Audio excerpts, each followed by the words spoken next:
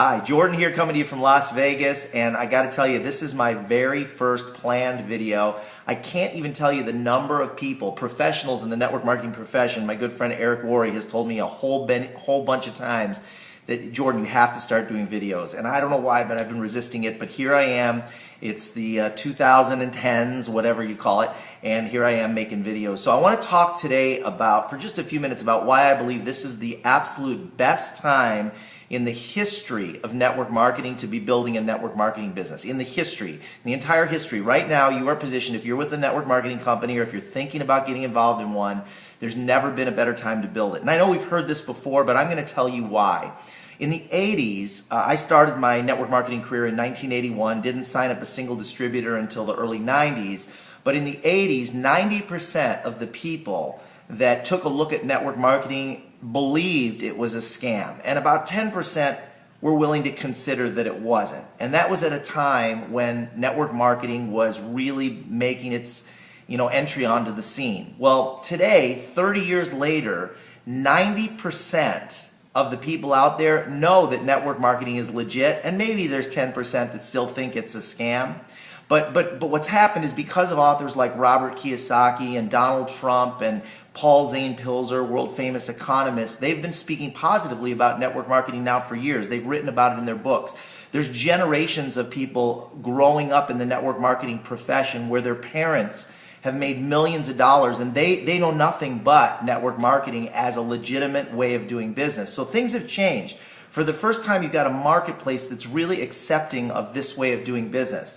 The second thing is that kids today are out of options. The job market is not what it is today, and if people are truthful, they'll say, and even people that have jobs today that are still sitting in their cubicles in corporate America, they know that the security is not in the job. They're thinking about other things that they can do. They've seen enough press on it. They've seen their peers get laid off, and kids that are graduating from college, there's no more video stores for them to work at. So what are they going to do? And they don't have the resources typically to start a traditional business.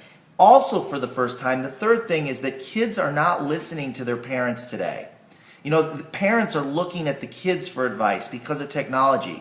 Why? Because Bill Gates started Microsoft when he was 14 years old, and Mark Zuckerberg started Facebook when he was a teenager, and Steve Jobs was very, very young when he started Apple. And so you look at the kids are looked at.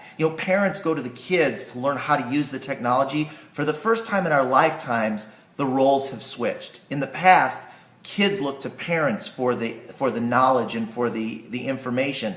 Today, because of technology, and the technology was created by young people, the roles have switched. And kids today don't want to be like their parents. They don't want to work in a job for 20, 30, 40 years and be struggling financially. They've seen their role models grow up, and they want to take control of their lives. So we've gone from a cottage industry back in the early 1900s to the Industrial Revolution, where companies promised to take care of employees, and then some 50, 60 years later, everything switched around.